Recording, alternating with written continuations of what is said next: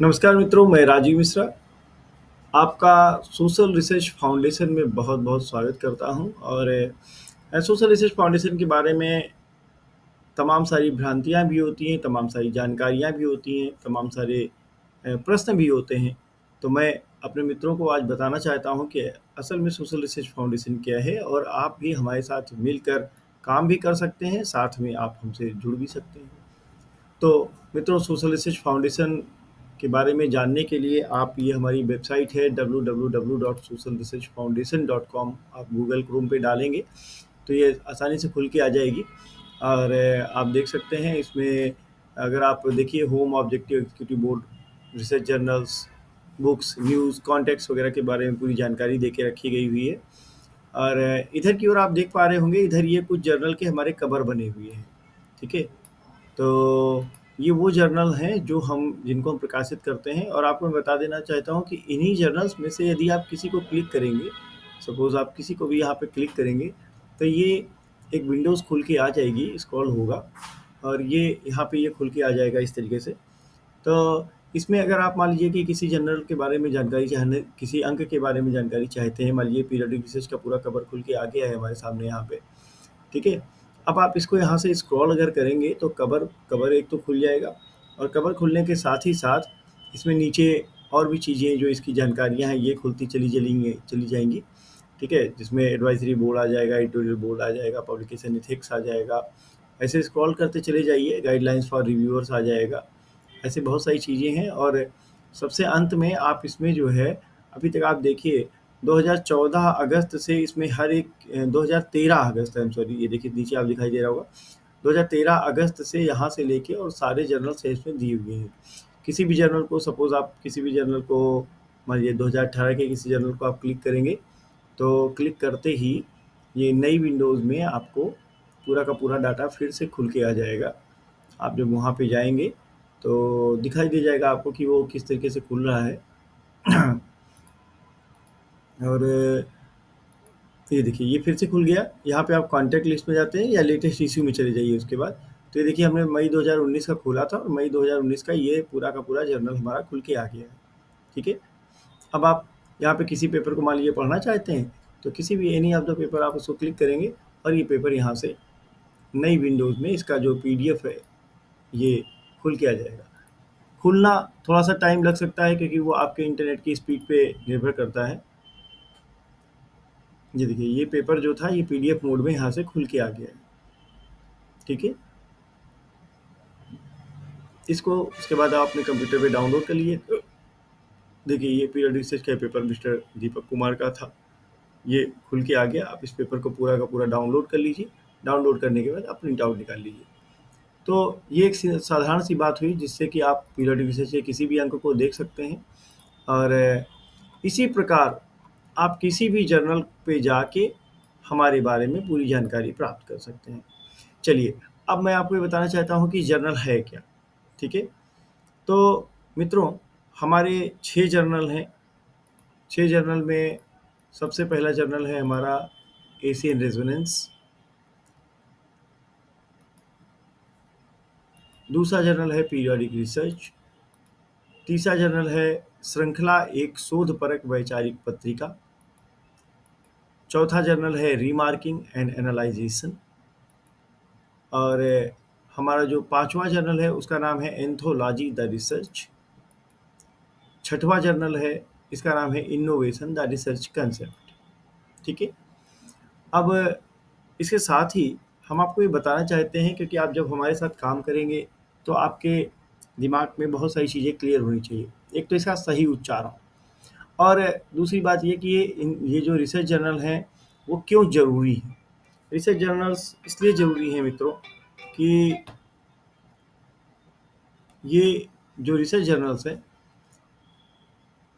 जो भी बच्चा पीएचडी कर रहा है, पीएचडी स्कॉलर है, उसको अपने पीएचडी सबमिशन से पहले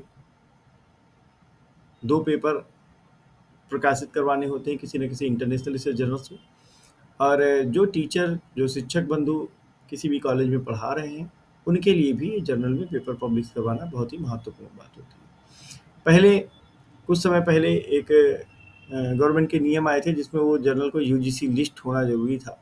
अभी फरवरी 2025 में जो नई रूलिंग्स आई हैं उसमें कोई भी जर्नल केवल पीयर रिव्यूड है तो उससे काम चल जाता है। उसके साथ ही साथ जर्नल पीयर रिव्यूड होने के साथ ही साथ जर्नल का एसेसन होना चाहिए, जर्नल का इम्पैक्ट फैक्टर होना चाहिए, जर्नल इंडेक्स होना चाहिए। तो मैं आपको एक एक करके सारे जर्नल्स का डिटेल बताता हूँ जिसे आपको भी जो है वो रटना है, जानकारी करनी है, और ताकि आप किसी को भी सही जानकारी दे दें। देखिए, जो हमारा पहला जर्नल है उसका नाम है Asian resonance. Asian resonance Asian resonance देखिए यहाँ पे हिंदी में भी लिखा गया है, इसका यही उच्चारण है, एशियन रेजोनेंस। ये केवल अंग्रेजी में प्रकाशित होता है। ये double blind peer reviewed journal है, इंटरनेशनल रिसर्च जर्नल है, double blind peer reviewed international research journal. और इसके जो रिसर्च पेपर हैं वो केवल अंग्रेजी में प्रकाशित होते हैं, मतलब उनका जो माध्यम होता है, पेपर का विषय कोई भी हो सकता है क्योंकि जर्नल क्या है, मल्टी डिसिप्लिनरी है, लेकिन उनमें जो पेपर है उसका जो माध्यम होगा वो केवल और केवल इंग्लिश में छपेगा, केवल और केवल अंग्रेजी में छपेगा। और जो दूसरी इसकी बाध्यता है वो है कि जर्नल जो है, जो पेपर है, वो प्राइमरी डाटा का होना चाहिए। ठीक है, इसमें जो लेटेस्ट रिव्यू ऑफ लिटरेचर होना चाहिए वो एटलीस्ट, अब जैसे 2019-20 है, इसमें लिखा है 2019-20 नहीं, अब 2024, मतलब 2 साल पीछे तक का होना चाहिए। ये जर्नल क्वार्टरली है, एक साल में 4 बार आता है, जुलाई, अक्टूबर, जनवरी और अप्रैल। इसका ISSN नंबर, ISSN का मतलब होता है, आप देखेंगे यहाँ पे लिखा हुआ है ISSN का मतलब, ISSN का मतलब होता है इंटरनेशनल स्टैंडर्ड सीरियल नंबर। अब ये जो ISSN नंबर है ये किसी भी जर्नल के लिए 2 हो सकते हैं, नंबर 1 प्रिंट और दूसरा ऑनलाइन। तो इसका ये जो प्रिंट ISSN है वो ये है, और ऑनलाइन ISSN नंबर यहाँ दिया हुआ है। इसी प्रकार इस जर्नल के लिए इम्पैक्ट फैक्टर भी मिला हुआ है, और इम्पैक्ट फैक्टर किनसे मिला है, SJIF। SJIF का मतलब है scientific journal impact factor. Scientific journal impact factor Morocco की संस्था है, और उन्होंने हमको विश्व के 25,000 रिसर्च जर्नल्स के मध्य स्थान दिया है। कितना रिसर्च SJIF है, इम्पैक्ट फैक्टर कितना है, 8.25। इसको कोई भी जाकर दरियाफ्त कर सकता है, गूगल में साधारण जाना है और लिख देना है impact factor of Asian resonance. अगर आप ऐसे टाइप करेंगे तो ये कुछ ही मिनटों में खुल के आ जाएगा, कुछ सेकंड लगेंगे, it depend on the speed of internet. कुछ ही मिनटों में खुल के आ जाएगा कि ये इसका जो रिसर्च जर्नल्स का इम्पैक्ट फैक्टर है वो कितना है। तो मैं आपको बताना चाहता हूँ इम्पैक्ट फैक्टर है 8.25। ठीक, अच्छा, इसी प्रकार जब हम इधर जाएंगे तब आप देखिए कि दूसरा हमारा जर्नल है periodic research. Periodic research, periodic research का कवर कुछ इस तरीके से है। ठीक है, ये जर्नल मल्टी डिसिप्लिनरी है, पीयर रिव्यूड है, रेफरीड है, इंटरनेशनल रिसर्च जर्नल है, इंडेक्स्ड विद गूगल स्कॉलर है, indexed with ROAD directory of open access scholarly resources, और ये बाइलिंगुअल है, क्वार्टरली है।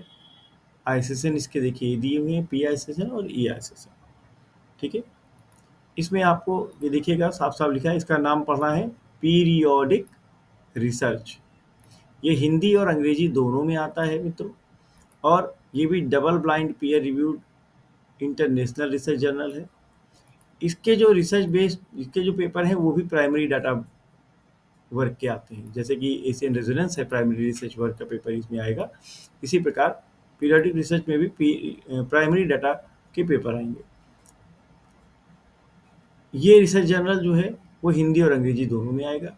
ये क्वार्टरली है, क्वार्टरली मतलब एक साल में 4 बार आएगा। कब कब, अगस्त, नवंबर, फरवरी और मई।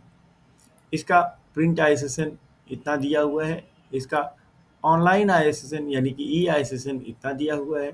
साइंटिफिक जर्नल इम्पैक्ट फैक्टर में इसका इम्पैक्ट फैक्टर 8.05 482 है। ठीक है, इंडेक्स भी ये सारी चीज़ें दी हैं, RNI नंबर इसका दिया हुआ है। ठीक है, इसी प्रकार हमारा जो अगला जर्नल है उसका नाम होता है श्रृंखला। श्रृंखला का ये कवर आप देख पा रहे हैं। श्रृंखला एक शोधपरक वैचारिक पत्रिका, ये भी पीयर रिव्यूड है और इसका भी देखिए नाम साफ साफ यहाँ लिखा हुआ है, क्या है, श्रृंखला एक शोधपरक वैचारिक पत्रिका। ये जो श्रृंखला से लेके बाकी जर्नल है वो है मंथली। मंथली मतलब हर महीने इनका पेपर आता है, हर महीने ये अंक आते हैं। ये एक साल में 12 बार पब्लिश होते हैं। ये जर्नल भी हमारा यूजीसी लिस्टेड था, कब तक था, जनवरी में 2019 तक, 14 जून 2019 तक। ये जर्नल पीयर रिव्यूड है और इंटरनेशनल है। इनकी जो संबद्धता है वो क्या है, इंटरनेशनल। इसमें जो रिसर्च पेपर छपते हैं वो प्राइमरी और सेकेंडरी दोनों रिसर्च पेपर छप सकते हैं। ठीक है, इसका जो प्रिंट आइसेशन है वो देखिए ये दिया हुआ है, जो इलेक्ट्रॉनिक आइसेशन है वो ये दिया हुआ है। ठीक है, और scientific impact factor, scientific journal impact factor, Morocco की संस्था ने इसको 7.723 ये नंबर दे के रखा है। इनका भी मैंने आपसे कहा था किसी भी जर्नल का अगर आप जो है वो इम्पैक्ट फैक्टर ढूंढने जाएं तो आप सिंपल लिख दीजिए impact factor of Asian resonance या उस जर्नल का नाम आप डाल दीजिए। यहाँ पे आप देखिए एक तो सोशल रिसर्च फाउंडेशन में एशियन रेजोनेंस आएगा, दूसरे SJIF में इम्पैक्ट फैक्टर आ जाएगा। इसको आप खोलते ही ये साइंटिफिक जर्नल इम्पैक्ट फैक्टर की साइट आ जाएगी और वहाँ पे देखिए एशियन रेजोनेंस में लिखा हुआ है 2024 के लिए नॉट इंडेक्ड है, इवेल्युएशन है और 2023 के लिए 8.25 है, जो मैंने आपको बताया था। और साथ में ही देखिए इन्होंने ये लिखा हुआ है कि क्या लिखा है, ये फुल लिस्ट ऑफ जर्नल लिखते हैं कि full list of journals from database of sjif.com, it context currently over 25,000 journals from all over the world. तो इस तरह से आप किसी भी जर्नल की दरियाफ्त कर सकते हैं। और इसके साथ ही हमारा जो अगला जर्नल होता है श्रृंखला के अलावा वो है मित्रों कौन सा, रीमार्किंग एंड एनालाइजेशन। रीमार्किंग एंड एनालाइजेशन नाम इसलिए मैं बार बार बोल रहा हूँ कि ताकि उच्चारण में कोई गलती ना हो। रीमार्किंग एंड एनालाइजेशन, ठीक है। तो रिमार्किंग एंड एनालाइजेशन का कवर कुछ इस तरीके से बनता है, ठीक है। और इसमें जो रिमार्किंग का है ये भी हिंदी और अंग्रेजी में पब्लिश होता है। ये भी पीयर रिव्यूड इंटरनेशनल जर्नल है। इसमें भी प्राइमरी और सेकेंडरी रिसर्च पेपर्स पब्लिश हो सकते हैं। ये मंथली है, हर महीने आता है। इसका प्रिंट आइसेशन इतना है, ऑनलाइन आइसेशन इतना है और SJIF से इम्पैक्ट फैक्टर इतना है, ठीक है। इसके अतिरिक्त जो हमारा 5वां रिसर्च जर्नल है उसका नाम है anthology the research. Anthology the research, ये एंथोलॉजी द रिसर्च का कवर है। ये एक multidisciplinary peer reviewed refereed international research journal है।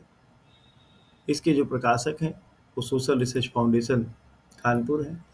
नाम एक बार फिर से आपको देखना है, anthology the research peer reviewed international है। इसमें रिसर्च पेपर भी पब्लिश हो सकते हैं, आर्टिकल भी पब्लिश हो सकते हैं और कोई हार्ड एंड फास्ट रूल नहीं है। इसमें थोड़े हल्के किस्म के पेपर, थोड़े सरल पेपर भी इसमें आ सकते हैं। मंथली हर मासिक ये आता है और इसमें केवल ऑनलाइन या ऑनलाइन आइसेशन नहीं है, इसमें खाली प्रिंट आइसेशन है, ठीक है। इसका इम्पैक्ट फैक्टर 7.308 है। इसी प्रकार जो हमारा अगला रिसर्च जर्नल है उसका नाम है, क्या नाम है, innovation the research concept. Innovation the research concept, इस तरह का इसका कवर है, इनोवेशन द रिसर्च कंसेप्ट का। और इसकी खास बात क्या है, ये हिंदी अंग्रेजी दोनों में आता है। पीयर रिव्यूड इंटरनेशनल जर्नल है। इसमें रिसर्च पेपर जैसे एंथोलॉजी में छप सकते हैं उसी प्रकार इसमें रिसर्च पेपर या आर्टिकल सभी कुछ छप सकते हैं। ये हर महीने आता है। इसका भी केवल प्रिंट आइसेशन है। इसका इम्पैक्ट फैक्टर 7.348 है और RNI और गूगल स्कॉलर इंडेक्स ये सारे हैं। तो इस प्रकार इन 6 जर्नल की जानकारी आपके सामने दे के रखी हुई है।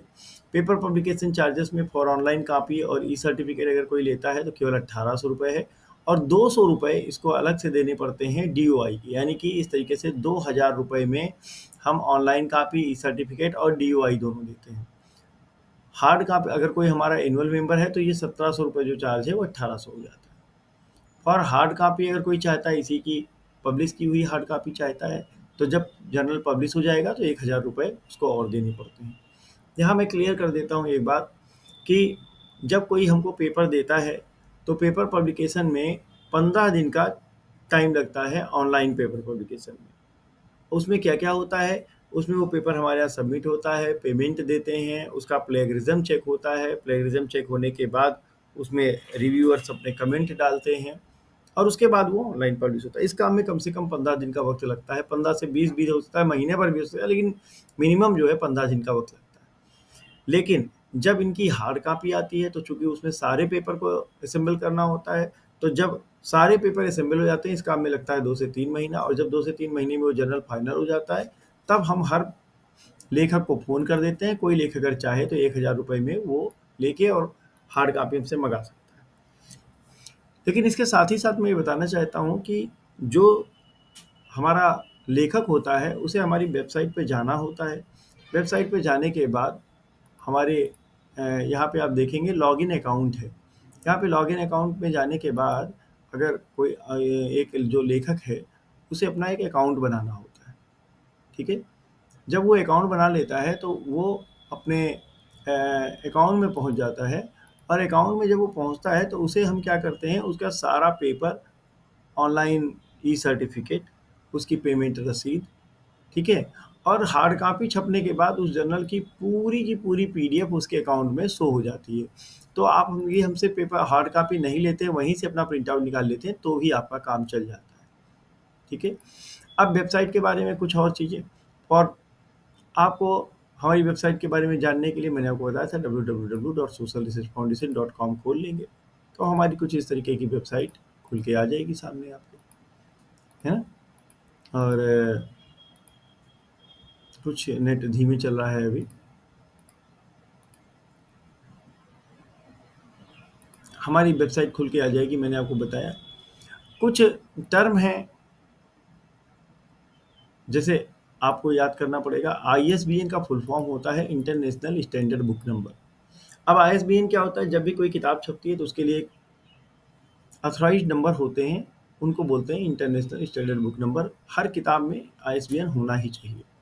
इसी प्रकार ISSN, जो जर्नल छपेगा उसका इंटरनेशनल स्टैंडर्ड सीरियल नंबर यानी ISSN होना चाहिए।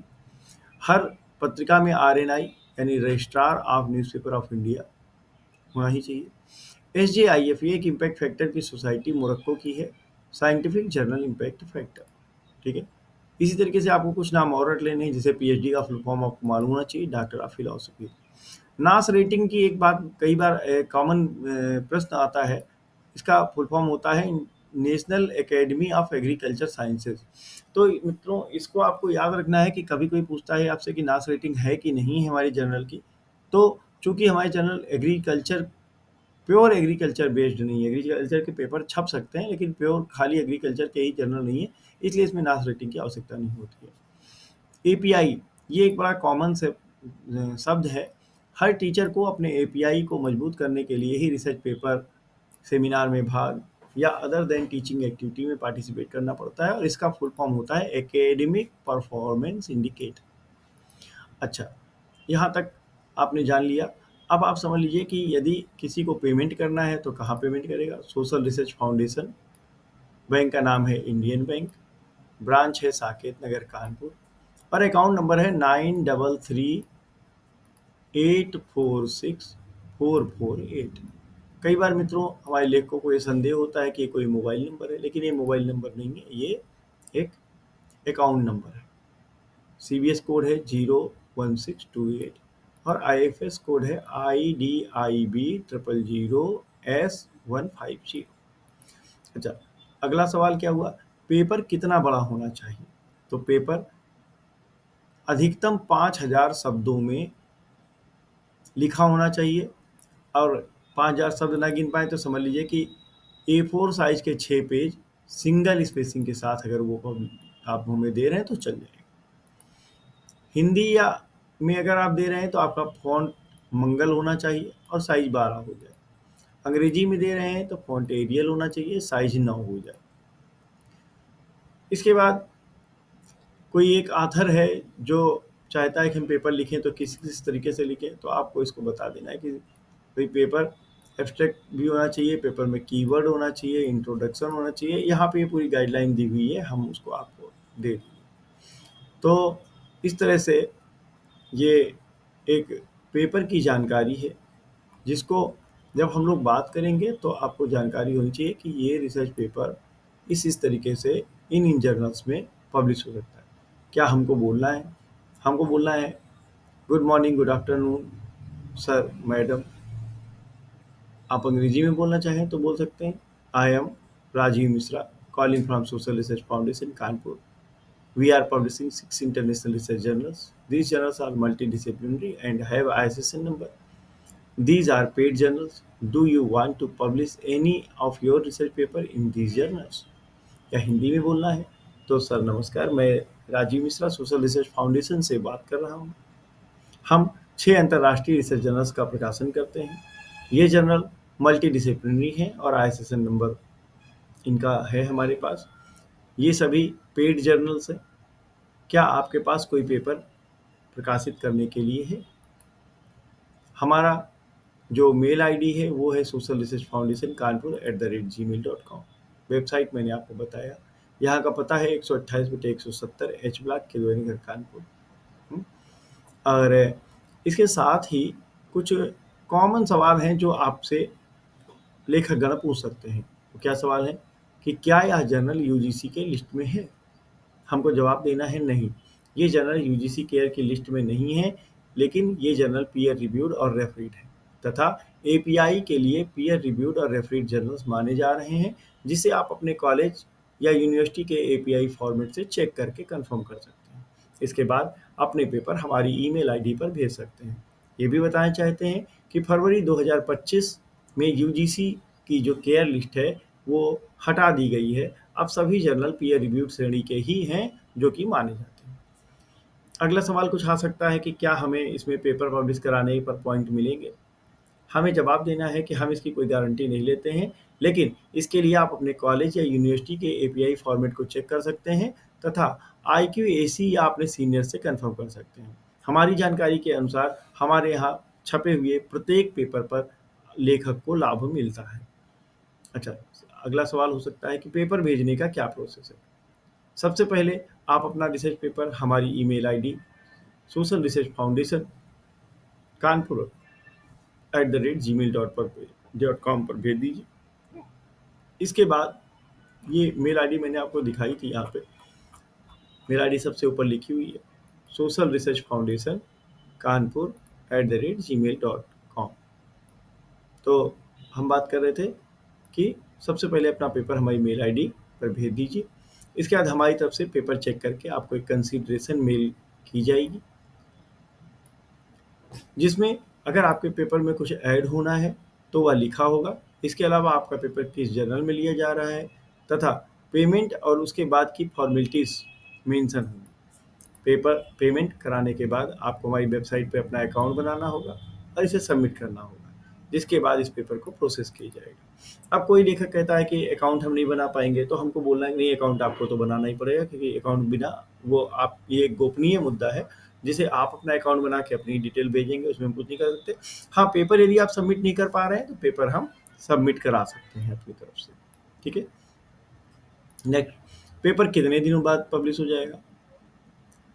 स्पष्ट जवाब है कि आपकी तरफ से जब पेपर अकाउंट में सबमिट हो जाएगा तब हमें ऑनलाइन पेपर पब्लिश करने में लगभग 15 से 20 दिन का समय लगेगा, जिसमें हम आपके पेपर का प्लेगरिज्म चेक करेंगे।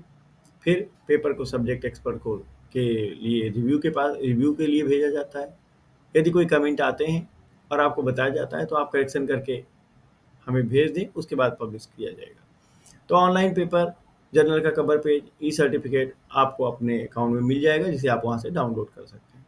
जर्नल की हार्ड कॉपी आने में लगभग 2 से 3 महीने का समय लगता है, जिसे हम आपको आपके जो करस्पॉन्डिंग एड्रेस है उस पे हम भेज सकते हैं, बशर्ते कि आपने जो हार्ड कॉपी के लिए पेमेंट किया हो। ठीक है। इसके बाद क्या एक दूसरा सवाल है कि क्या बैक डेट में पेपर पब्लिश हो सकता है? उत्तर नहीं, हम बैक डेट में कोई पेपर पब्लिश नहीं करते, ऐसा कोई भी ऑप्शन नहीं। अगला सवाल बहुत महत्वपूर्ण है, क्या पेपर लिखा भी जाता है या आप ज़्यादा पैसे लेकर छपवा सकते हैं या किसी और के पेपर में हमारा नाम जुड़वाया जा सकता है? स्पष्ट जवाब नहीं, इस तरह का हम कोई काम नहीं करते, ना हमारे यहाँ कोई विकल्प है। अगला सवाल, हम किसी और को जानते हैं और उसके पेपर की जानकारी आपसे चाहते हैं? ये बहुत ही गोपनीय मुद्दा है, हम कह देते हैं नहीं, हम किसी और के पेपर की जानकारी आपके साथ शेयर नहीं कर सकते।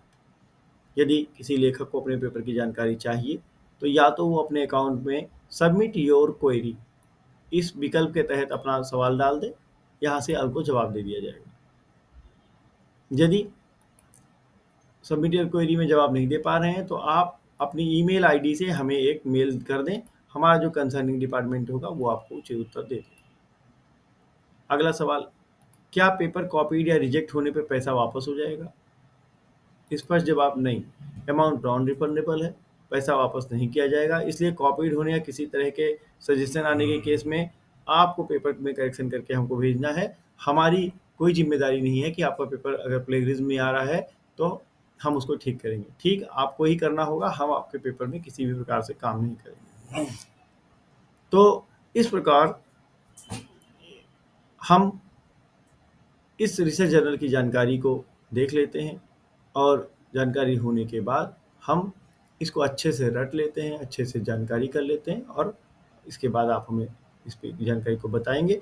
आपके द्वारा जब ये जानकारी स्पष्ट रूप से मालूम हो जाएगी तब हम आपको आगे अपने साथ जोड़ेंगे। अच्छा, एक बात मैं और बताना चाहता हूँ कि जो हमारे मित्र हैं, जो हमारे लेखकगण हैं, वो इस जानकारी से लाभान्वित होकर अपना पेपर हमें भेज सकते हैं इन्हीं महीनों के लिए, और जो हमारे साथ जुड़कर कुछ आमदनी अर्जित करना चाहते हैं वो भी इन्हीं माध्यम से जुड़कर इस पेपर को और इन जानकारी को रेफर कर सकते हैं और हमसे जो है वो अर्निंग कर सकते हैं। कोई और जानकारी के लिए हमारे यहाँ नंबर दिए हुए हैं जिस पर आप हमसे बात कर सकते हैं। धन्यवाद।